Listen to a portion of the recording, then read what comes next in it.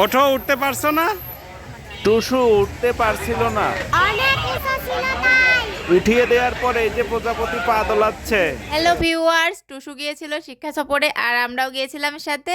জায়গাটা হচ্ছে নাটোরের লালপুর গ্রিন ভ্যালি পার্ক। যাওয়ার পথে বাসে অনেক হই হুল্লোড় হয়েছে। বাসে আমিও নেচেছি। হ্যাঁ, চলন্ত বাসে টুসু নাচছিল বৃষ্টি পরে টাপুর টুপুর গানের সাথে। এই গানের সাথে আমার নাচতে খুব ভালো লাগে। চলন্ত বাসে নাচতে গিয়ে টুসু বারবার পড়ে যাচ্ছিল, কিন্তু টুসুর আন্টিরা চারপাশ থেকে ওকে ধরে রাখছিল। বাসের মধ্যে সবাই টুসুর নাচ খুব দেখছিল। পিকনিক মানেই তো নাচ গান হই হুল্লোড়।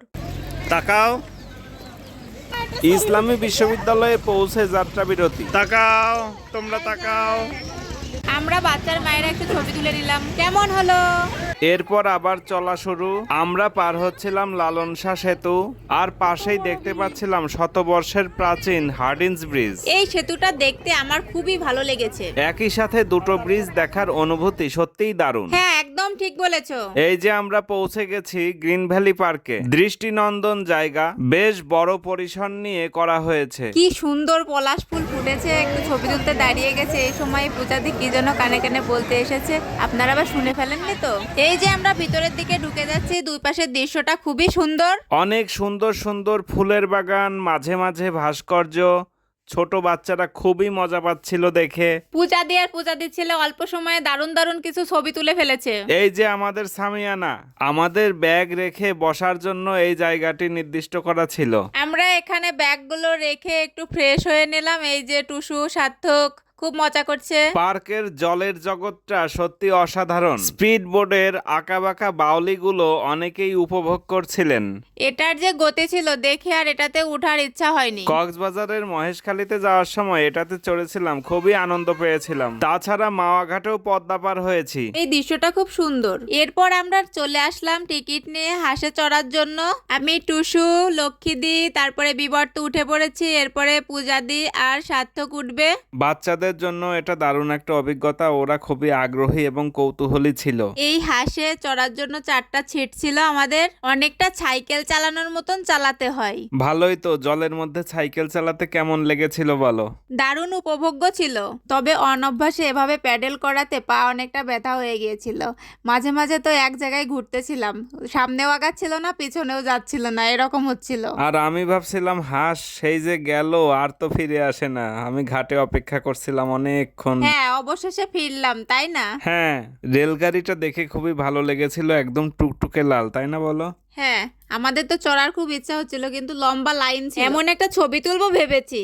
জলের শব্দটা খুবই সুন্দর, তাই না? হ্যাঁ, এখানে অনেক লোকের ভিড় ছিল, সবাই এখানে দেখছিল, ছবি তুলছিল, ভিডিও করছিল। আমের মুকুলগুলো কি সুন্দর। সম্পূর্ণ জায়গাটাই খুব সাজানো গোছানো। পাহাড়গুলো দেখতে কেমন লেগেছে তোমার? একদম আসল। এজন্যই এ জায়গাটা এখন এত জনপ্রিয়। দূর দূরান্ত থেকে মানুষ আসে। সুন্দর, খুব হ্যাঁ, একদম সবুজে ভরা। এগুলো দেখে পূজাদি দারুণ একটা ছবি তোলার আইডিয়া দিল। ওই মাঝে মাঝে আমরা 3জন দাঁড়াবো আর পাশে থাকবে আমাদের বাচ্চাগুলো। খুব সুন্দর হয়েছিল ছবিগুলো। থ্যাংক ইউ পূজাদি। পার্কের নতুন আকর্ষণ এই মিরর মেজ। এখানে প্রবেশের জন্যও অনেক বড় লাইন। এরপর এসে গেল ভোজন পর্বের সময়। আমাদের সেই সামিয়ানার নিচে সবাই বসেছে খেতে। খাওয়া দাওয়া শেষ হওয়ার পরে আমরা ঘুরতে গেলাম উত্তরা গণভবনে। এটা নাটোরের ঐতিহাসিক এক পুরাকীর্তি। আমার এখানে আগেও আসার সুযোগ হয়েছে। এই স্থাপনার নির্মাণ শৈলী এত সুন্দর যে অনেকক্ষণ ধরে দেখলেও চোখ ক্লান্ত হয় না। ভ্রমণ করার ক্ষেত্রে আমার বেশি আগ্রহ প্রত্নসম্পদের দিকে। এসব জায়গার প্রতি এক অন্যরকম আকর্ষণ কাজ করে। এই ভালো লাগার কারণেই আমি ব্যক্তিগত উদ্যোগে অনেক প্রত্নতাত্ত্বিক স্থাপনা ভ্রমণ করেছি। এই স্থানটিতে আমরা যখন পৌঁছেছি তখন দর্শনার্থীদের প্রবেশ করার সময় শেষ হয়ে গেছে, তাই দলবল সহ ভেতরে ঢোকা আর হলো না এবার। তবে আবার যাব এমন ইচ্ছা আছে। এসব জায়গায় গেলে আমার মন অতীতে বিচরণ করতে থাকে। কল্পনায় যেন দেখতে পাই সেই রাজা মহারাজাদের আমল। রাজার আমলের স্মৃতিচিহ্ন হিসাবে এই কামান রাখা আছে বাইরে। ভেতরে ঢুকতে পারলে এরকম আরো অনেক কিছুই দেখা যেত।